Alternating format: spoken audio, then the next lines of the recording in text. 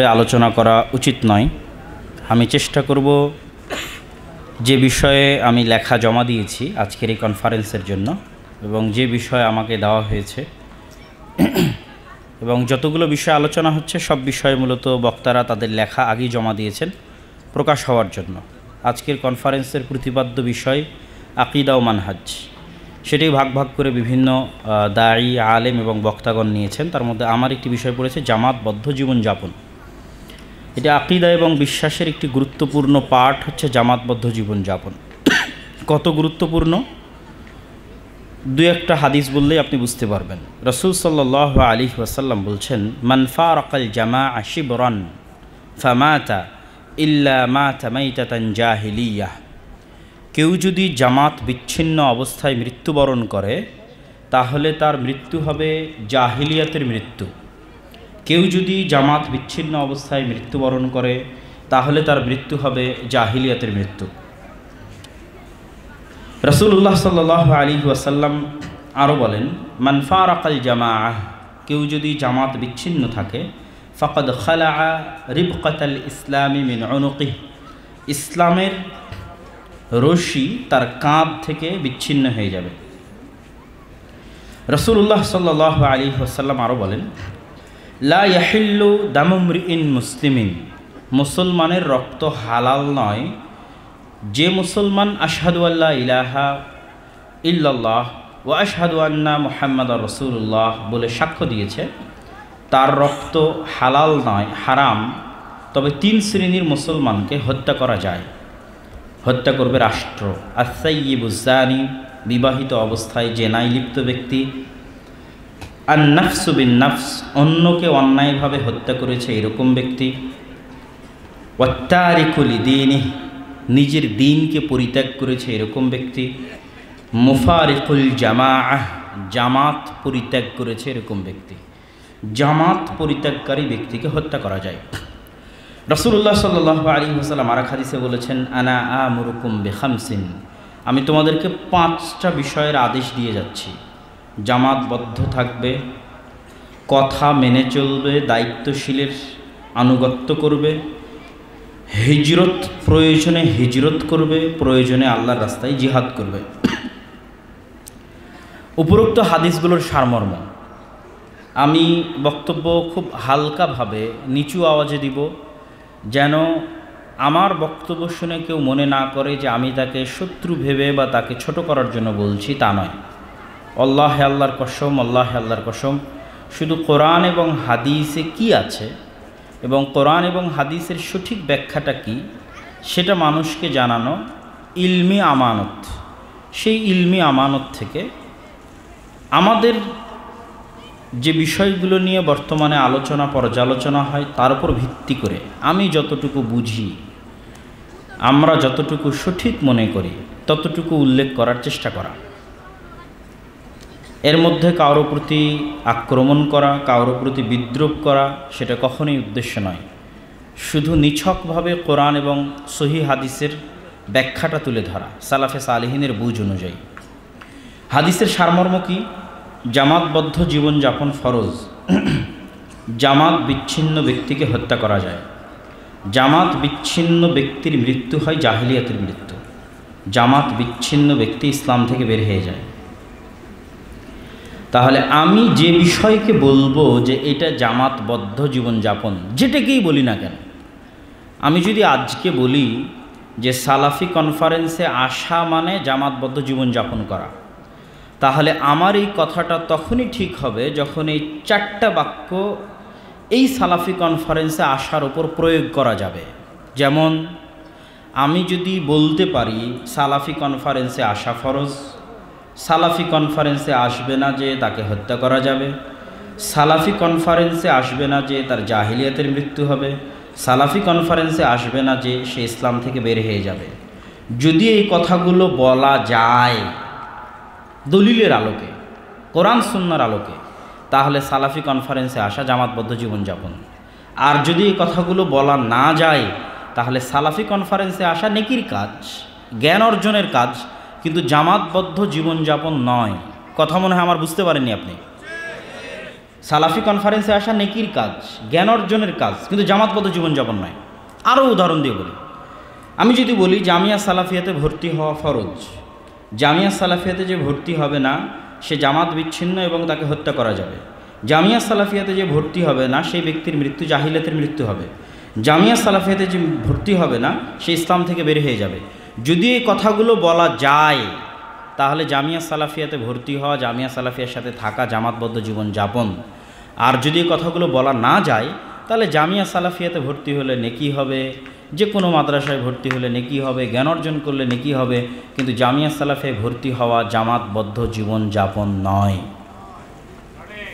কথা যদি না বুঝাতে পারি সেটা আমার ব্যর্থতা, কিন্তু কোরআন এবং হাদিসের যেটা সঠিক একদম স্পষ্ট কথা, আল্লাহর নবী বলে গেছে, তার উপর আপনাকে খাপ খাওয়াতে হবে। আমি শুধু হাদিসের অনুবাদ করলাম, যে 4-5টা হাদিস পড়লাম, তার উপর খাপ খাওয়ান। এইবার আমি আমাদের উদাহরণগুলো দিয়ে আপনার কাছে সহজ করে নিলাম। এবার একটু অন্যদের উদাহরণ দিয়ে আপনার কাছে আরেকটু সামনে আগাই। কেউ যদি বলে জামাতে ইসলামে যোগদান করা ফরজ, জামাতে ইসলামে যোগদান না করলে তাকে হত্যা করা যাবে, জামাতে ইসলামে যোগদান না করলে তার জাহিলিয়াতের মৃত্যু হবে, জামাতে ইসলামে যে ব্যক্তি নাই সে ইসলাম থেকে বের হয়ে গেছে। যদি এই কথাগুলো জামাতে ইসলামের ক্ষেত্রে প্রয়োগ করা যায় তাহলে জামাত ইসলামে যোগ দেওয়া জামাতবদ্ধ জীবনযাপন। আর যদি এই কথাগুলো জামাত ইসলামের ক্ষেত্রে প্রয়োগ করা না যায় তাহলে জামাতে ইসলামে যোগ দেওয়া যদি কোনো বাতিল বা অন্য কিছু না থাকে নেকির কারণ হতে পারে, কিন্তু জামাতবদ্ধ জীবনযাপন নয়। কথা কি আমার বুঝতে পারছেন আপনারা? আমি কি বুঝাতে পারছি? এবার চলেন আরও অন্য একটা দলের নাম বলি, তাবলিগ জামাত। যদি বলেন তাবলিগ জামাতে যোগ দেওয়া ফরজ, তাবলিগ জামাতে যে যোগ দেয়নি তাকে হত্যা করা যায়, তাবলিগ জামাত থেকে যে বিচ্ছিন্ন থাকবে সে জাহিলিয়াতের মৃত্যু হবে, তাবলিগ জামাত থেকে যে বের হয়ে যাবে সে ইসলাম থেকে বের হয়ে যাবে, যদি বলা যায় তাহলে তাবলিগ জামাতের সাথে থাকা জামাতবদ্ধ জীবনযাপন। আর যদি বলা না যায় তো তাবলিগ জামাতে যোগ দেওয়া নেকির কারণ হতে পারে যদি দলিলে প্রমাণিত হয় তাদের আমল এবং আকীদা, কিন্তু কখনোই জামাতবদ্ধ জীবনযাপন হতে পারে না। ওটাই জামাতবদ্ধ জীবনযাপন যার উপরে কথাগুলো বলা যাবে, কেন এই কথাগুলো আল্লাহর নবী জামাতবদ্ধ জীবনযাপনের জন্য বলেছেন।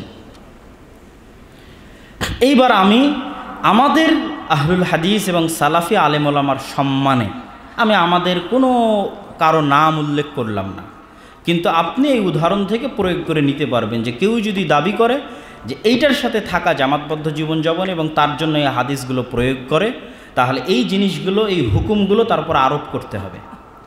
এই হুকুমগুলো যদি আরোপ না করা যায় তাহলে ওইটার সাথে থাকা জামাতবদ্ধ জীবনযাপন দাবি করা একটা মিথ্যা দাবি এবং হাদিসের উপর অত্যাচার। আমি বলেছি আসমানের নিচে জমিনের উপর সবচেয়ে মাজলুম হাদিসগুলোর এক হাদিস হচ্ছে জামাতবদ্ধ জীবনযাপনের হাদিস। এবার আসেন, জামাতবদ্ধ জীবনযাপন যেহেতু ফরজ সেহেতু জামাতবদ্ধ জীবনযাপনকে অবশ্যই সার্বজনীন হতে হবে। জামাতবদ্ধ জীবনযাপন যেহেতু ফরজ সেহেতু জামাতবদ্ধ জীবনযাপন করাটা অন্য কারো ইচ্ছার উপর নির্ভরশীল হওয়া যাবে না। কি বুঝলেন? আমি বলি সালাত আদায় ফরজ, তো পৃথিবীর যে কোনো প্রান্ত থেকে মানুষকে সালাত আদায় করতে পারতে হবে, নাহলে ফরজ মানুষ আদায় করবে কেমনে? যদি আমি সালাত আদায় করতে না পারি পৃথিবীর যে কোনো প্রান্ত থেকে, তাহলে ফরজটা আদায় করবো কেমনে? 2, যেহেতু সালাত আদায় ফরজ সেহেতু কারো ইচ্ছার উপর নির্ভরশীল হবে সালাত আদায় করাটা, যে ভাই উমুকে আমাকে অনুমতি দিলে আমি সালাত পড়তে পারবো, উমুকে অনুমতি না দিলে সালাত পড়তে পারবো না, তাহলে এই ফরজ আমি আদায় করবো কেমনে? তাহলে এটা কারো ইচ্ছার উপর নির্ভরশীল হওয়া যাবে না, এটা ফরজ। জামাতবদ্ধ জীবনযাপন ফরজ, অতএব এটা হবে সার্বজনীন। পৃথিবীর যে কোনো প্রান্ত থেকে যে চাইবে সে জামাতবদ্ধ থাকতে পারবে, থাকতে পারতে হবে যেহেতু ফরজ, এবং কারো ইচ্ছার উপর নির্ভরশীল হওয়া যাবে না। তাহলে এটা কেমনে ফরজ হবে? মানুষ কেমনে এটাকে আদায় করবে? আল্লাহ কোনো কিছুই আরেকজনের ইচ্ছার উপর নির্ভরশীল করে দেয়নি, মানুষের নিয়তের উপর নির্ভরশীল করে দিয়েছে। যেগুলো মানুষের ব্যক্তিগত ইবাদত সেগুলো আল্লাহ মানুষের নিয়তের উপর নির্ভরশীল করে দিয়েছে। আপনি সিয়াম রাখলে আপনাকে কেউ আটকাতে পারবে না, আপনি সালাত আদায় করলে আপনাকে কেউ আটকাতে পারবে না। কিন্তু আপনি যদি বলে দেন যে জামিয়া সালাফিয়াতে যুক্ত হওয়া জামাতবদ্ধ জীবনযাপন আমি আপনাকে আটকাতে পারবো না, কথা বলে না যে আমি আটকাতে পারবো না, পারবো, তাহলে এটা কিসের জামাতবদ্ধ জীবনযাপন যে ফরজ আদায় করার জন্য আমার স্বাক্ষরের মুখাপেক্ষী থাকতে হবে আপনাকে? বুঝেননি মনে হয় আপনি। এটা কিসের জামাতবদ্ধ জীবনযাপন যে ফরজ আদায় করার জন্য আপনি আমার মুখাপেক্ষী হবেন? এ কোন আল্লাহর বিধান? এ কোন রাসূলের বিধান যেই ফরজ বাস্তবায়ন উনি বলে দিলেন, আর ওই ফরজ বাস্তবায়ন করার জন্য আমাকে মানুষের ইচ্ছার নির্ভরশীল হতে হবে? আমি তো আল্লাহর বান্দা, আল্লাহর গোলাম। কেন আল্লাহ আমাকে স্বাধীনভাবে জামাতবদ্ধ হতে দিবেন না? কেন দিবেন না? কেন অন্যের ইচ্ছার উপর নির্ভরশীল করে রাখবেন? এটা অযৌক্তিক। তাহলে অবশ্যই জামাতবদ্ধ জীবনযাপনকে সার্বজনীন হতে হবে, এবং জামাতবদ্ধ জীবনযাপনকে কারো বাপের পৈতৃক সম্পত্তি বানানো যাবে না, কোনো প্রতিষ্ঠানের পৈতৃক সম্পত্তি বানানো যাবে না, কোনো ব্যক্তি, গোষ্ঠী, দল, সংগঠন, ফাউন্ডেশন, সংস্থা, দেশ, কোনো আলেম, কোনো শায়েখ, কারো পৈতৃক সম্পত্তি বানানো যাবে না। এটা বান্দার সাথে আল্লাহর সম্পর্ক, জামাতবদ্ধ জীবনযাপন। বান্দা চাইলেই পারবে জামাতবদ্ধ জীবনযাপন করতে। কিভাবে পারবে? রাসূল সাল্লাল্লাহু আলাইহি ওয়াসাল্লামের হাদিস থেকে আমি দলিল দিব, একদম বক্তব্য সারমর্ম, দুইটা 10 থেকে 15 মিনিট সময় লাগবে এই বক্তব্য আপনার বুঝতে, এত সহজে আমি আপনাকে বুঝিয়ে দেব। দুটো বিষয়ের মাধ্যমে আপনি জামাতবদ্ধ থাকতে পারবেন। এক, দুটোরই পিছনে দলিল দিব। এক, 5 ওয়াক্ত সালাতে জামাতবদ্ধ থাকা। 2, রাষ্ট্রের আনুগত্যে থাকা। প্রথমত 5 ওয়াক্ত সালাতে জামাতবদ্ধ থাকার দলিল দেই। আবু দারদা রাদিয়াল্লাহু তাআলা আনহু থেকে বর্ণিত, তিনি বলেন, সামি'তু রাসূলুল্লাহ সাল্লাল্লাহু আলাইহি ওয়াসাল্লাম মা মিন সালাসাতিন ফি ক্বরিয়াতিন, এমন কোনো গ্রাম, এমন কোনো মরুভূমি যেখানে মাত্র 2 জন থেকে 3 জন মুসলমান বাস করে, এমন কোনো গ্রাম, এমন কোনো মরুভূমি, এমন কোনো জঙ্গল, এমন কোনো দ্বীপ যেখানে 2 থেকে 3 জন মুসলমান বসবাস করে, তাদের উপর ফরজ যে তারা আজান এবং ইকামত দিয়ে জামাত কায়েম করবে। আল্লাহর নবীর হাদিস। যদি তারা এই ফরজ বিধান বাস্তবায়ন না করে, যে কোনো একটা গ্রামে, কোনো একটা শহরে 2 জন মুসলমান আছে কিন্তু আজান ইকামত দিয়ে জামাত কায়েম করছে না, তাহলে পালবিহীন ভেড়াকে যেভাবে নেকড়ে বাঘে খেয়ে ফেলে, এই জামাত বিচ্ছিন্ন ব্যক্তিকে ওইভাবে শয়তান খেয়ে ফেলবে। আল্লাহর নবী সরাসরি জামাতের কথা বলেছেন, ফাআলাইকা বিল জামাআহ, তোমাকে 5 ওয়াক্ত সালাতের জামাতে অংশগ্রহণের মাধ্যমে জামাতবদ্ধ থাকতেই হবে। রাসূল সাল্লাল্লাহু আলাইহি ওয়াসাল্লামের হাদিস। আরেকটি হাদিস শুনুন, ইন্নাশ শাইতানা যিবুল ইনসান কাযিবিল গানাম ফাইয়াকুম ওয়াশআব ওয়া আলাইকুম বিল জামাআহ ওয়াল আম্মাহ ওয়াল মসজিদ। রাসূল সাল্লাল্লাহু আলাইহি ওয়াসাল্লাম বলছেন, শয়তান মানুষের জন্য নেকড়ে বাঘের মতো। নেকড়ে বাঘ যেভাবে জামাত বিচ্ছিন্ন ছাগলকে খেয়ে ফেলে, শয়তান ওইভাবে জামাত বিচ্ছিন্ন মানুষকে খেয়ে ফেলবে। অতএব আমি তোমাদেরকে আদেশ দিয়ে যাচ্ছি, তোমাদেরকে মসজিদের সাথে সম্পৃক্ত থাকার জন্য, বিল মসজিদ, ফাআলাইকুম বিল মসজিদ, তোমাদেরকে আমি আদেশ দিয়ে যাচ্ছি তোমরা মসজিদের সাথে সম্পৃক্ত থাকো 5 ওয়াক্ত সালাতে। 2 জন মুসলমান হলেও আজান এবং ইকামত দিয়ে জামাতে সালাত আদায় করো। রাসূল সাল্লাল্লাহু আলাইহি সাল্লামের এই 2টা হাদিস জ্বলন্ত প্রমাণ যে জামাতবদ্ধ জীবনযাপনের সর্বনিম্ন স্বরূপ হচ্ছে 5 ওয়াক্ত সালাতে জামাতে মসজিদে আদায় করা। মসজিদবদ্ধ জীবনযাপন জামাতবদ্ধ জীবনযাপনের স্বরূপ। কেন? মসজিদবদ্ধ জীবনযাপন সার্বজনীন। রাসূল সাল্লাল্লাহু আলাইহি ওয়াসাল্লাম বলে দিয়েছেন, জুইলাত লিয়াল আরজু মসজিদা, এই পৃথিবীর পূর্ব থেকে পশ্চিম, উত্তর থেকে দক্ষিণ আমার উম্মতের জন্য মসজিদ। বলেন আল্লাহু আকবার। মানে পূর্ব পশ্চিম উত্তর দক্ষিণের কোনো 2 জন মুসলমানকে কোনো মায়ের সন্তান জামাতবদ্ধ জীবনযাপনে বাধা দিতে পারবে না যে আজান এবং ইকামত দিয়ে জামাত কায়েম করবে। এবং আমি আরও স্পষ্ট করে বলি আপনাকে বুঝার সুবিধার্থে, যে মনে করেন আমি তাবলিগ জামাতের আমির, মনে করেন আমি জামাত ইসলামের আমির, মনে করেন আমি জামাত ইসলামের রুকুন। আমি আবারও বলছি, আমি তাবলিগ জামাতের ভাইদের কষ্ট দেওয়ার জন্য নয়, জামাত ইসলামের ভাইদের কষ্ট দেওয়ার জন্য নয়, আমাদের ভাইদের সম্মানে আমি তাদের নাম বলছি না, আপনাদের বুঝার সুবিধার্থে বলতেছি অন্যদের নাম উদাহরণ হিসেবে।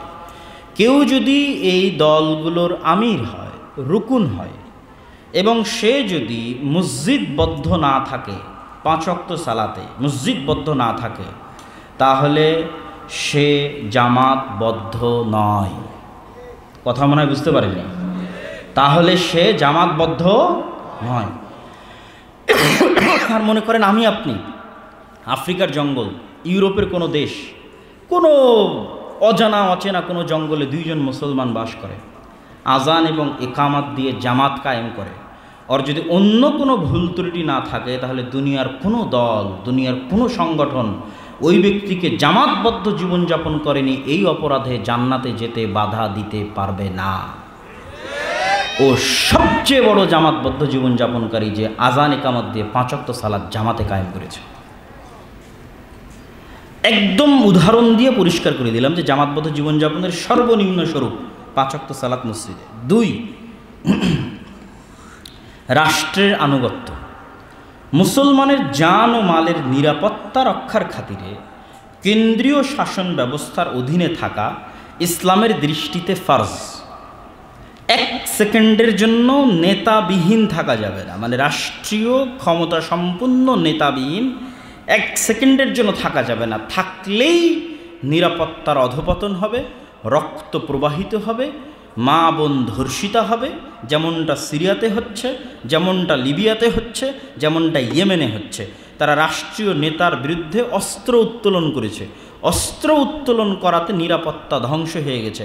ধ্বংস হওয়াতে ইহুদি খ্রিস্টানের হাতেও অত মা বোন ধর্ষিতা হয়নি, অত মুসলমান হত্যা হয়নি। 1 মুসলমানের হাতে যত মুসলমান নিহত হচ্ছে, বলে নাউজুবিল্লাহ।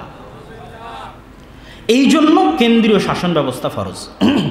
তাহলে যেখানেই কেন্দ্রীয় শাসন ব্যবস্থা আছে আপনি বাস সেটাকে মেনে নিলেন, এটার জন্য কারো কাছে যাওয়া লাগবে না, কারো কাছে কিছু করা লাগবে না, আপনি মেনে নিলেন, তার বিরুদ্ধে অস্ত্র উত্তোলন করলেন না, আপনি জামাতবদ্ধ আছেন। রাষ্ট্রের অধীনে জীবনযাপন করা সার্বজনীন, সবার পক্ষে সম্ভব। যে পৃথিবীর যে প্রান্তে আছে যে কোনো মুসলমান তার উপরে থাকা কেন্দ্রীয় শাসন ব্যবস্থাকে মেনে নিল, ও জামাতবদ্ধ আছে। এবং জামাতবদ্ধ থাকার এটা সর্বোচ্চ স্তর।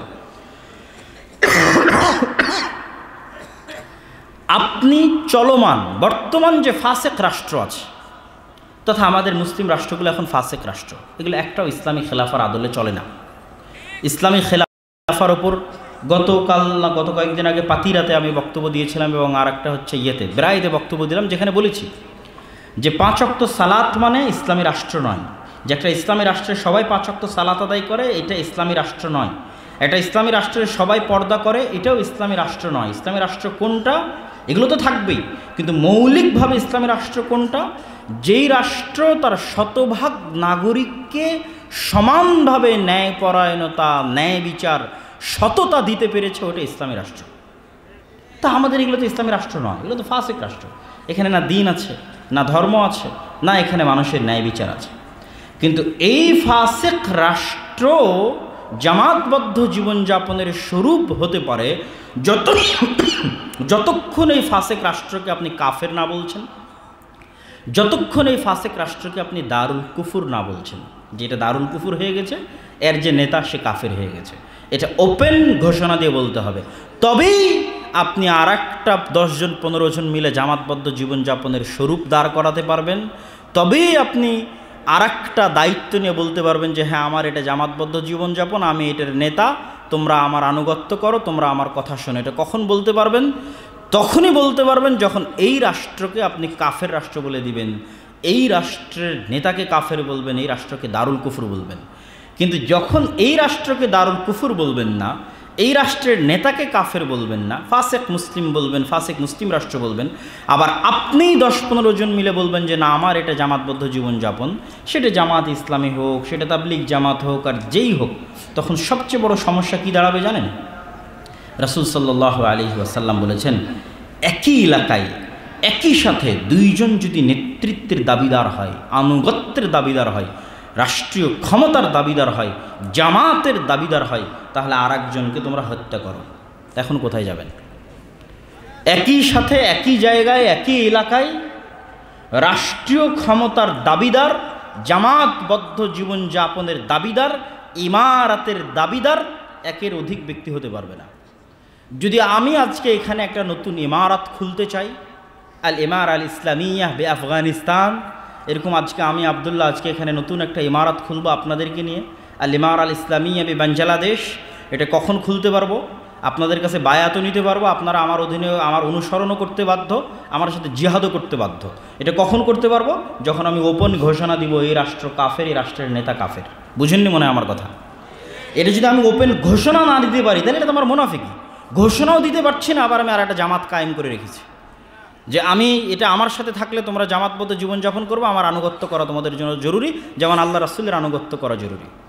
এটা একসাথে দুইটা যদি হয়ে যায়, রাসূল সাল্লাল্লাহু আলাইহি ওয়াসাল্লাম বলেছেন আরেকজনকে হত্যা করতে হবে। আর জামাতবদ্ধ জীবনযাপনের যে রাষ্ট্র, এই রাষ্ট্রের যিনি দায়িত্বশীল হবেন, যিনি দাবি করবেন যে আমি জামাতবদ্ধ রাষ্ট্রের একজন প্রাইম মিনিস্টার বলেন, আমির বলেন, প্রধানমন্ত্রী বলেন, মালিক বলেন, বাদশাহ বলেন, ওয়াজির বলেন, অবশ্যই তার হুদুদ বাস্তবায়ন করার ক্ষমতা থাকতে হবে। হদ জারি, চুরি করলে হাত কাটতে পারবে, জেনা করলে রজম করতে পারবে, এটা থাকতে হবে। এটা ছাড়া ইসলামের ইতিহাসে গত 1400 বছরে পাওয়া যায় না যে কারো কাছে এরকম রাষ্ট্র ক্ষমতা নাই, হুদুদ বাস্তবায়ন করার ক্ষমতা নাই, আর সে জামাতবদ্ধ জীবনযাপনের দাবিদার হয়ে আছে এবং মানুষের আনুগত্যের দাবিদার হয়ে আছে। এটা ইসলামের ইতিহাসে গত 1400 বছরে পাওয়া যায় না। এবার আমি আমার বক্তব্যের শেষের দিকে চলে আসি। তাহলে আমাদের অবস্থান কি? অনেক সময় অনেকেই ভুল বুঝে যে আমরা হয়তো সংগঠন বা দল বিরোধী কথা বলি। না, ওয়াল্লাহে আমরা সংগঠন বা দল বিরোধী নই, কখনোই না। আমি বক্তব্যের শুরুতে আপনাকে উদাহরণ দিতে দিতে জামিয়া সালাফিয়ার কথা বলেছি, উদাহরণ দিতে দিতে সালাফি কনফারেন্সের কথা বলেছি, জামাত ইসলামের কথা বলেছি, তাবলিগ জামাতের কথা বলেছি। যদি 3টা বা 4টা শর্ত আমরা পূরণ করতে পারি, তাহলে যে কোনো প্রকার দল সংগঠন করলে ইসলামের জন্য নেকি হবে। সেই 3-4টা শর্ত কি? নির্দিষ্ট কোনো দল বা সংগঠনকে জামাতবদ্ধ জীবনযাপনের মানদণ্ড মনে করা যাবে না। নির্দিষ্ট কোনো দলের জন্য জামাতবদ্ধ জীবনযাপনের হাদিসগুলো প্রয়োগ করা যাবে না। প্রয়োগ করলে এটা আল্লাহর নবীর উপর অযথা মিথ্যা অপবাদ দেওয়া হবে, শুধু হাদিসগুলোকে বিকৃত করা হবে, অযথা হাদিসগুলো নিয়ে টানাছাড়া করা হবে। সবাই করছে। জামাত ইসলামের ভাইরাও জামাতবদ্ধ জীবনযাপনের বই লিখেছে, তারা তাদের দলে যুক্ত হওয়াকে জামাতবদ্ধ জীবনযাপন বলেছে। তাবলিগ জামাতের মধ্যে যখন 2 ভাগ হয়ে গেল, মাওলানা সাদ কান্ধেলেবি, তখন তার অনুসারীরা বড় বড় বই লিখলেন জামাতবদ্ধ জীবনযাপনের উপর, আর তাবলিগ জামাতের সাথে থাকাকে জামাতবদ্ধ জীবনযাপন বললেন। এভাবে সবাই যদি আমরা আমাদের সাথে থাকাকে জামাতবদ্ধ জীবনযাপন বলি, তাহলে সব মুসলমান হত্যার যোগ্য অপরাধী। বুঝেননি মনে হয়? সব মুসলমান কিসের যোগ্য অপরাধী? হত্যার যোগ্য অপরাধী, আল্লাহর নবীর হাদিস অনুযায়ী। সুতরাং এই পাগলামি করা যাবে না, এই পাগলামি থেকে আমাদের বের হয়ে আসতে হবে। এবং দল সংগঠনের যিনি নেতা হবেন, যেমন জামিয়া সালাফিয়ার প্রধানকে শেখ আব্দুর রাজ্জাক বিন ইউসুফ, শেখ আব্দুর রাজ্জাক বিন ইউসুফ যদি বলে যে আল্লাহর নবী এটা বলেছে যে তোমরা আমার অনুসরণ করলে আল্লাহ রাসূলের অনুসরণ হবে, আমার অনুসরণ না করলে যে মারা যাবে জাহিলিয়াতের মৃত্যু হবে, আমার অনুসরণ না করে যে চলবে তার এই হবে, তার এই হবে, এটা যদি শেখ আব্দুর রাজ্জাক বিন ইউসুফ বলে, তাহলে এটা বেদাত হয়ে যাবে। এটা খুবই দুঃখজনক। উনি আব্দুর রাজ্জাক বিন ইউসুফের কথা তখনই বলতে পারবে যখন উনি রাষ্ট্র ক্ষমতার মালিক হবে। বুঝেননি মনে হয় আমার কথা? উনি যেদিন ক্ষমতা পেয়ে যাবে সেই দিন বলতে পারবে যে তোমরা আমার অনুসরণ না করলে সবগুলোর জাহিলিয়াতের মৃত্যু হবে, বলতে পারবে। এই মুহূর্তে উনি এই কথা বলতে পারবেন না, এবং ওনার জন্য আল্লাহ রাসূলের এই হাদিসগুলো প্রয়োগ করতে পারবেন না। করলে এটা আল্লাহ রাসূলের হাদিসের উপর অত্যাচার হবে, জুলুম হবে। এটা ভারত উপমহাদেশের শুধু না, কিভাবে এটা তৈরি হয়েছে আমি সেটাও বলব। দল সংগঠনের উপর ভিত্তি করে পরস্পরের ভ্রাতৃত্বের মানদণ্ড তৈরি করা যাবে না, এবং নির্দিষ্ট কোনো দলকে ফেরকায়ে নাজিয়া মনে করা যাবে না। ফেরকায়ে নাজিয়া হচ্ছে মুক্তিপ্রাপ্ত জামাত, 70 এবং 72টার মধ্যে একটা মুক্তিপ্রাপ্ত জামাত। এই মুক্তিপ্রাপ্ত জামাতের অন্তর্ভুক্ত হওয়ার জন্য আমার কারো ইচ্ছার প্রয়োজন নাই, কারো অনুমতির প্রয়োজন নাই। বুঝেননি মনে হয় যে আমি কারো ইচ্ছার অনুমতি পেলে আমি মুক্তিপ্রাপ্ত জামাতের অন্তর্ভুক্ত হব? মানুষের রচিত কোনো গঠনতন্ত্র মানলে আমি মুক্তিপ্রাপ্ত জামাতের অন্তর্ভুক্ত হব? মানুষের রচিত কোনো ফরম পূরণ করলে আমি মুক্তিপ্রাপ্ত জামাতের অন্তর্ভুক্ত হব? যদি এটা আমরা বলি, তাহলে ইসলাম মিথ্যা, আল্লাহর নবী মিথ্যা, রাসূল সাল্লাল্লাহু আলাইহি ওয়াসাল্লাম মিথ্যা, আল্লাহ সুবহানাহু ওয়া তাআলা মিথ্যা। এটা হতে পারে না যে একজন মানুষ মুক্তিপ্রাপ্ত জামাতের অন্তর্ভুক্ত হবে আর তার জন্য তাকে আমার রচিত গঠনতন্ত্র মানতে হবে, আমার রচিত ফরম তাকে পূরণ করতে হবে। এটা হতে পারে না। তাহলে মুক্তিপ্রাপ্ত জামাতের অন্তর্ভুক্ত কে হবে? যারা আকীদা এবং যারা আমল পৃথিবীর যে কোনো প্রান্তে সাহাবীদের মতো হবে, তাবিঈদের মতো হবে, সালাফে সালেহিনের মতো হবে, শিরক মুক্ত থাকবে, বেদাত মুক্ত থাকবে, ওকে কেউ বাধা দিতে পারবে না জান্নাতে যেতে, কেউ না, পৃথিবীর কেউ না। ও মুক্তিপ্রাপ্ত জামাতের অন্তর্ভুক্ত। যেমন পৃথিবীর যে কোনো এক কোনায় বসে মানুষ যদি উচ্চারণ করে দেয় মুখে, আশহাদু আল্লা ইলাহা ইল্লাল্লাহ ওয়া আশহাদু আন্না মুহাম্মাদার রাসূলুল্লাহ, আমি সাক্ষ্য দিচ্ছি আল্লাহ সুবহানাহু ওয়া তাআলা ব্যতীত কোনো মাবুদ নেই, মুহাম্মদ সাল্লাল্লাহু আলাইহি ওয়াসাল্লাম আল্লাহর রাসূল এবং তার বান্দা, সে মুসলমান না? মুসলমান না। দুনিয়ার আর কারো অনুমতির প্রয়োজন আছে আর মুসলমান হতে? যদি আর কারো অনুমতির প্রয়োজন হয় তাহলে আল্লাহ সুবহানাহু ওয়া তাআলা মিথ্যা, তার নবী মিথ্যা। ভাই, আমি ইসলাম গ্রহণ করব, জান্নাতে যাব, আর তার জন্য ডাইরেক্ট আল্লাহর সাথে কানেকশন না হয়ে কোনো মানুষের তৈরি কিছু আমাকে মানতে হবে, এটা হতে পারে না। তাহলে আমি ফিরকায়ে নাজিয়ার অন্তর্ভুক্ত হতে চাই, এর জন্য আমাকে কারো অধীনস্থ হতে হবে, এটা হতে পারে না। আপনি ফিরকায়ে নাজিয়ার অন্তর্ভুক্ত হতে পারবেন আপনার আকীদা দিয়ে, আপনার আমল দিয়ে। বাস আপনার আকীদা এবং আমল যদি বিশুদ্ধ হয়, সাহাবীদের মতো হয়, তাবিদের মতো হয়, আপনি পৃথিবীর যে প্রান্তেই থাকেন না কেন আপনি ফিরকায়ে নাজিয়ার অন্তর্ভুক্ত। এই জিনিসগুলো মেনে যদি আমিও বলি যে আসেন আজকে আমরা 10 জন 15 জন মিলে একটা দাওয়াতি কাজ করি, যেমন জামিয়া সালাফিয়াতে একজনে চলে না, 10 জন 15 জন মিলে চলে। একটা ফাউন্ডেশন তার একজনে চলে না, 10 জন 15 জন মিলে চলে।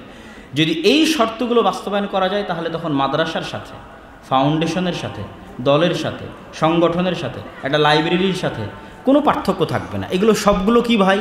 ফাউন্ডেশন কি, মাদ্রাসা কি, দল কি, সংগঠন কি, একটা লাইব্রেরি কি, ওয়াসিলাতুম মিন ওয়াসাইলিদ দাওয়া, এইগুলো সবই দাওয়াতি কাজ করার একটা মাধ্যম। কথা কি আমার বুঝতে পারছেন? এগুলো প্রত্যেকটাই যদি এই জিনিসগুলো বাধ্য না করে মানুষকে, যে কেউ, তাহলে এগুলোর মধ্যে কোনো পার্থক্য নাই। এগুলোর যে যেটার মাধ্যমে পারবে করবে, ও নেকি অর্জন করবে। এবং আপনাদেরকে আরও একটা জিনিস বলে যাই, ঐক্যবদ্ধ হওয়া। আমাদের অনেকেই বলে যে ঐক্যবদ্ধ কেন হচ্ছে না, ঐক্যবদ্ধ হওয়ার মূলনীতি কী? আমি যত বেশি পরিমাণ এই জিনিসটা নিয়ে গবেষণা করেছি, আমার কাছে তখনই এটি স্পষ্টভাবে ফুটে উঠেছে, রাষ্ট্র ক্ষমতা ছাড়া, লাঠি ছাড়া ঐক্যবদ্ধ হওয়ার কোনো রাস্তা পৃথিবীতে নাই। লাঠি লাগবে, লাঠি। লাঠি নাই, ঐক্যবদ্ধ হওয়া নাই। এক মায়ের 5 সন্তানকে আপনি একসাথে রাখতে পারবেন না লাঠি ছাড়া, পারবেন? যদি আপনার কাছে রাষ্ট্র ক্ষমতা থাকে, লাঠি থাকে, তবেই পারবেন। লাঠি এবং রাষ্ট্র ক্ষমতা না থাকলে পারবেন না। এবং এই মূলনীতি, লাঠি নাই, রাষ্ট্র ক্ষমতা নাই, তারপরে ঐক্যবদ্ধ হতে হবে, এটা সালাফদের যুগে ছিলই না। আয়েশা রাদিয়াল্লাহু তাআলা আনহা তার ঘরে বসে দার্স দিচ্ছেন, আবু হুরায়রা মসজিদে নববীতে দার্স দিচ্ছেন, আনাস বিন মালিক বসরায় দার্স দিচ্ছেন, আব্দুল্লাহ বিন আব্বাস মক্কায় দার্স দিচ্ছেন, আব্দুল্লাহ বিন আমর ইবনে আস মিশরে দার্স দিচ্ছেন, আব্দুল্লাহ বিন মাসউদ কুফায় দার্স দিচ্ছেন। এক একজনের ফতোয়া এক রকম। তো এনারা কি বিচ্ছিন্ন না ঐক্যবদ্ধ? বলেন কেন ঐক্যবদ্ধ বলেন তো? জি আচ্ছা, আকিদা মানাজ ঠিক আছে। আরেকটা কে কি যেন বললেন? আরেকটা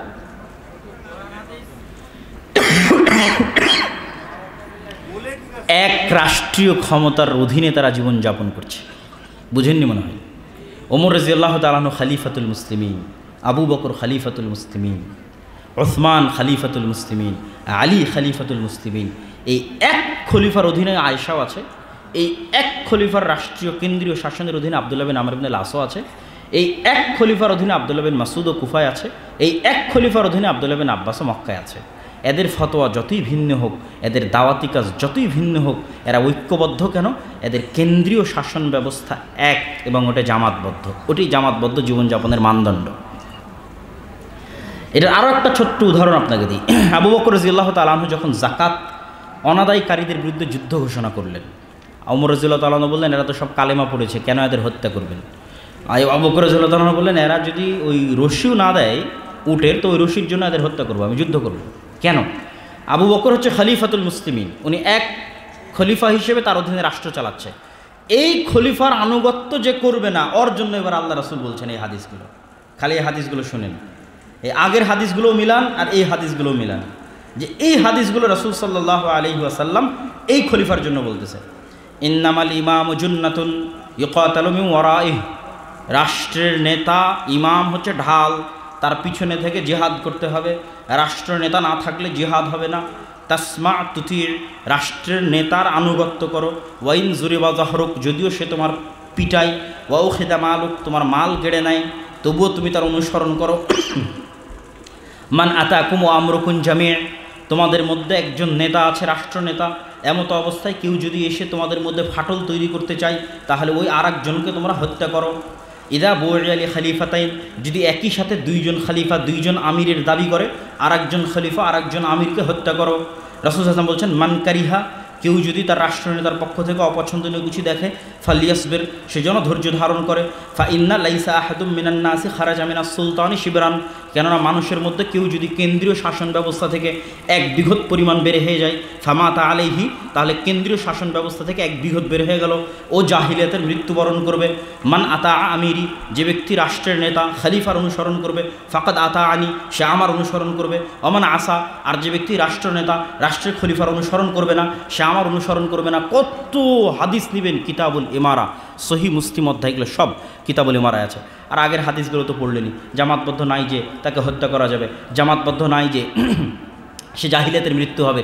তাহলে এখন আবু বকর রাদিয়াল্লাহু তাআলা বলছে তোমাদের যাকাত আমার কাছে দিতে হবে। এখন কেউ যদি বলে আমি আপনার কাছে দিব না, তাহলে ও কি হয়ে গেল?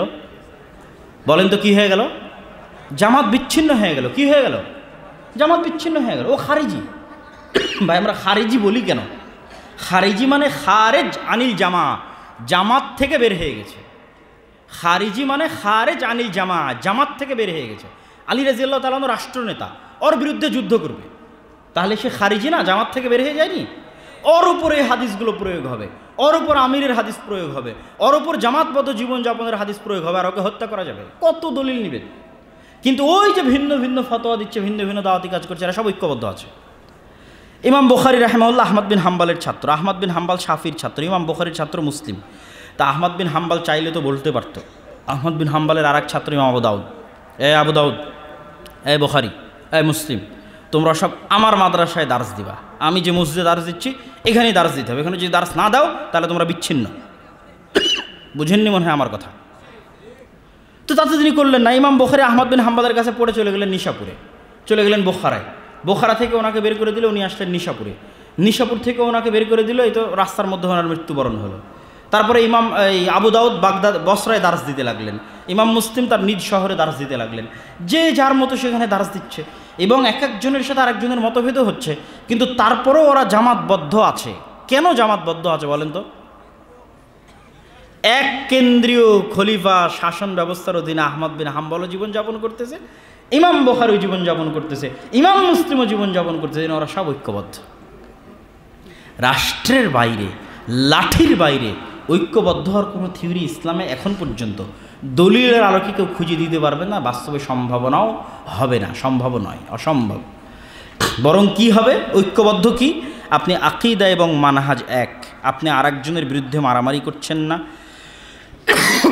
আরেকজনকে গালিগালাজ করছেন না, আরেকজনকে ছোট করছেন না। তাহলেই আপনি এক রাষ্ট্রীয় ব্যবস্থার অধীনে থাকার জন্য ঐক্যবদ্ধই আছেন, জামাতবদ্ধই আছেন। আর 5 ওয়াক্ত সালাতে মসজিদে যাচ্ছেন, জামাতবদ্ধই আছেন। তাহলে এবার আপনাদেরকে বলি যে কেন এইভাবে একত্রিত হয়ে দাওয়াতি কাজ করার প্রবণতাটা আসলো কখন? এই ভুলটা আমাদের বিরুদ্ধে ঢুকলো কিভাবে? যতদিন ইসলামী খেলাফা ছিল, যতদিন, এই যে ওসমানীয় খেলাফত পর্যন্ত, 1914 সালের আগ পর্যন্ত, 1900 সালের আগ পর্যন্ত আপনি খুঁজে দিতে পারবেন না, দেখাতে পারবেন না যে পৃথিবীর কোনো দেশে কোনো আলেম ওলামা দাওয়াতি কাজ করার জন্য একটা একত্রিত হয়ে কমিটি করে দল তৈরি করেছে, সংগঠন তৈরি করেছে। খুঁজেই পাবেন না। তার মানে করা যাবে না আমি এটা বলছি না, আমি শুরুতেই বলেছি করা নেকির কাজ। তাহলে অতীতের 1300 বছরে পাবেন না কেন? ওই 1300 বছরে শাসন ক্ষমতা এক ছিল। তখন মানুষ এটা কল্পনাও করতো না যে শাসন ক্ষমতা থাকতে জামাতবদ্ধ জীবনযাপনের জন্য আমাকে আলাদা কিছু করতে হবে। শাসন ক্ষমতা থাকতে জামাতবদ্ধ জীবনযাপনের জন্য আমাকে আরেকজনের হাতে কাছে যেতে হবে এবং তাকে নেতা মানতে হবে। এটা কল্পনার বাইরে, আউট অফ সেন্স। আমরা কত বড় বেদাতে লিপ্ত আছি যে যেটা সালাফি সালেহিনরা কল্পনাও করতো না, খুঁজেও পাবেন না যে আহমদ বিন হাম্বাল কখনো বলেছে যে এখনকার খলিফা তো কোরআনকে আল্লাহর বাণী মানে না, আল্লাহর সৃষ্টি মানে, অতএব আসো তোমরা সব, আমি হচ্ছি তোমাদের রাষ্ট্রনেতা, আমি জামাতের ঘোষণা দিলাম, এরা সব জামাত বিচ্ছিন্ন, যে আমার সাথে থাকবে এরা সব জামাতবদ্ধ। খুঁজেই পাবেন না। এটা তাদের আউট অফ সেন্স, তাদের চিন্তার বাইরে। আমরা এখন যে প্রবলেম ফেস করতেছি এটা তাদের চিন্তার বাইরে। এটা আসলো কেন ভাই? ইসলামিক খেলাফা যখন ধ্বংস হয়ে গেল, তারপর থেকে আর ইসলামিক খেলাফা প্রতিষ্ঠিত হলো না, এবং পৃথিবীতে গণতান্ত্রিক বিপ্লব আসলো। গণতন্ত্র মানে কি? বহুদলীয় রাজনীতিকে গণতন্ত্র বলে। ইসলামে বহুদলীয় শাসন ব্যবস্থায় বিশ্বাস করে না। বোঝেননি মনে হয় যে একটা রাষ্ট্রের দল আর একটা বিরোধী দল, এরকম কোনো শাসন ব্যবস্থা ইসলামে আছে? দলীয় শাসন ব্যবস্থা বলেও ইসলামে কিছু নাই। ইসলামে আছে খলিফা, আর খলিফার সাথে শুরা, দেশের বড় বড় জ্ঞানী মানুষ নিয়ে উনি শুরা করে পরামর্শ করে দেশ পরিচালনা করবে, এবং যতদিন উনি হকের উপর আছে ওনাকে কেউ সরাতে পারবে না। তাহলে সারা পৃথিবীতে আমেরিকা প্রচার করলো বহুদলীয় গণতান্ত্রিক রাজনীতি। এতে সুবিধা কি? যখন যে দলকে ব্যবহার করা প্রয়োজন তখন সে দলকে ব্যবহার করতে পারবে। এক দলকে 5 বছর পর ওকে আবার পরিবর্তন করার আমার জন্য চান্স আছে, তো কিন্তু ফেলে দিলাম, এটা কর নাহলে ফেলে দিলাম। তখন ভয় ভাববে ঠিক আছে আমি এটা করতেছি, আমাকে আরও 5 বছর সুযোগ দেন। তথা প্রতি 5 বছর পর আপনাকে পাল্টানোর আমার কাছে চান্স আছে। এই চান্স কে ছাড়ে? বিশ্ব মোড়ল কোনোদিন ছাড়বে এত বড় চান্স? এই জন্য বিশ্ব মোড়ল চাইবে সব জায়গায় গণতন্ত্র চলুক, 2-3টা করে দল থাক, যখন যে দলকে আমি চাইবো কিনে নিব আর ক্ষমতায় বসিয়ে দেব। এই বহুদলীয় গণতন্ত্র যখন আসলো তখন মুসলমানেরাও দেখলো যে আমরাই গণতান্ত্রিক বিশ্বে যদি টিকে থাকতে চাই, যেখানে এক দল আর এক দলের সাথে মারামারি করতেছে, দলীয় কার্যক্রম চলতেছে, এখানে দলীয় কার্যক্রম ছাড়া, সাংগঠনিক কার্যক্রম ছাড়া সরকারকে চাপে ফেলা যায় না, সরকারকে কিছু বলা যায় না, তাহলে আমরা কি করব? চলো আমরাও দল সংগঠন করি। কথা কি আমার বুঝতে পেরেছেন? ইসলামী খেলাফত চালু থাকা পর্যন্ত এটা আলেম ওলামাদের চিন্তার বাইরে ছিল। ইসলামী খেলাফত পতনের পর এই গণতান্ত্রিক রাজনীতির প্রভাবে প্রভাবিত হয়ে সর্বপ্রথম যারা দায়িত্ব নিল এই কাজ করলো, ইখওয়ানুল মুসলিমিনের মতো যে সমস্ত দল ছিল তারা, তারপরে আরও বিভিন্ন দেশে বিভিন্ন অঞ্চলে বিভিন্ন রকমের দল এবং সংগঠনের উত্থান ঘটল। গণতান্ত্রিক রাজনীতিতে গণতান্ত্রিক দেশে নিজেদের দাবি দাওয়া তুলে ধরে সরকারকে মানানোর জন্য। এর বাইরে দাওয়াতি কাজের জন্য এই ধরনের সেন্স অতীতের আলেম ওলামা এবং অতীতের সালাফে সালেহিনদের মধ্যে কোনো দিন ছিল না। তাহলে আপনাকে সমস্যাটা বুঝতে হবে যে এই সমস্যার কারণে এটা তৈরি হয়েছে এবং এটা যুগের চাহিদা। আগে এরকম বড় মাদ্রাসা ছিল না, কিন্তু যুগের চাহিদায় এরকম বড় মাদ্রাসা হচ্ছে। আগে এরকম সিলেবাস ছিল না, কিন্তু যুগের চাহিদায় এরকম সিলেবাস হচ্ছে। তাহলে যুগের চাহিদায় আমাকে ওই কাজটা করতে হয়েছে। তাহলে ওই কাজটা যদি আমি আল্লাহর সন্তুষ্টির জন্য করি এবং এই উল্টাপাল্টা কাজগুলো যদি না করি, যে আমার সাথে থাকলে তুমি জামাতবদ্ধ, আমার সাথে না থাকলে জাহিলিয়াতের মৃত্যু, এই আল্লাহর নবীর হাদিসগুলো নিজের সাথে লাগানো, কিতাবুল ইমারা যে আনুগত্যের হাদিসগুলো সেগুলো নিজের সাথে লাগানো, এই ধরনের যে রাসূলের হাদিসের বিকৃতি, এই কাজগুলো যদি আমরা না করি, তাহলে আপনি ফাউন্ডেশন করেন, আপনি মাদ্রাসা করেন, আপনি লাইব্রেরি করেন, আপনি দল তৈরি করেন, আপনি সংগঠন তৈরি করেন, সবই সমান এবং সবই এক এবং সবই ওসিলাতুম মিন ওয়াসাইলিদ দাওয়াহ, দাওয়াতি কাজের মাধ্যম। আমি আমার বক্তব্যর সারমর্ম করে শেষ করে দিচ্ছি। প্রথম বক্তব্য হচ্ছে জামাতবদ্ধ জীবনযাপন কি আমাকে বুঝতে হবে। জামাতবদ্ধ জীবনযাপন বোঝার জন্য আল্লাহর নবী যা বলেছে এটা কার ওপর প্রয়োগ করা যাবে দেখতে হবে। যদি আপনি এই ধরনের কিছুর উপর প্রয়োগ করেন, ফাউন্ডেশন, মাদ্রাসা, সংস্থা, দল, সংগঠন, তাহলে দুনিয়ার সব মুসলমান কাফের হয়ে যাবে, সব মুসলমান হত্যার যোগ্য হয়ে যাবে। আর এইরকম একটা ফরজ বিধান বাস্তবায়নের জন্য আমাকে মানুষের গঠনতন্ত্রের কাছে, মানুষের স্বাক্ষরের কাছে, মানুষের ফরমের কাছে আমাকে অধীনস্থ হতে হবে, যেটা ইসলাম দ্বারা যৌক্তিক নয়। তাহলে আমি জামাতবদ্ধ জীবনযাপন থাকবো কীভাবে? 5 ওয়াক্ত সালাতের মাধ্যমে জামাতবদ্ধ জীবনযাপন থাকবো। আর আমি রাষ্ট্রের আনুগত্যের মাধ্যমে জামাতবদ্ধ জীবনযাপন থাকবো, ফাসেক রাষ্ট্র হোক, পরিপূর্ণ ইসলামী খেলাফা হোক। এবং এই হাদিসগুলোকে, জামাতবদ্ধ জীবনযাপনের হাদিসগুলোকে, নেতার আনুগত্যের, খালিফার আনুগত্যের, আমিরের আনুগত্যের হাদিসগুলোকে জামাতবদ্ধ জীবনযাপনের জন্য, 5 ওয়াক্ত সালাতের জন্য, রাষ্ট্রের আনুগত্যের জন্য প্রয়োগ করব, অন্য কোথাও প্রয়োগ করব না। তাহলে এপারে কি হবে? তাহলে এপারে এই শর্তগুলো বাদ দিয়ে আপনি মাদ্রাসা করেন, ফাউন্ডেশন করেন, সংস্থা করেন, দল করেন, সংগঠন করেন, 10 জন মিলে আপনার এলাকায় একটা লাইব্রেরি করেন, 5 জন মিলে আরেকটা এলাকায় একটা জালসা করেন। কোনো কাজই একাই সম্ভব নয়, 5-10 জন মিলে করতে হবে। এগুলো সবগুলোর মধ্যে যদি আপনি এই উল্টাপাল্টা হাদিসের বিকৃতি না করেন, তাহলে এগুলো সবই সঠিক নিয়তের সাথে করলে, পরস্পরের মধ্যে বিদ্বেষ না রাখলে, নিজেরটাকেই একমাত্র ফেরকায় নাজিয়া দাবি না করলে, এগুলো কাজের মধ্যেও নেকি আছে, যেমন আমরা করছি, যেমন অন্যরা করছে। সুতরাং আমরা কারো বিরোধী নই এবং আমরা কারো শত্রু নই এবং আমরা কারো বিরোধিতাও করিনি।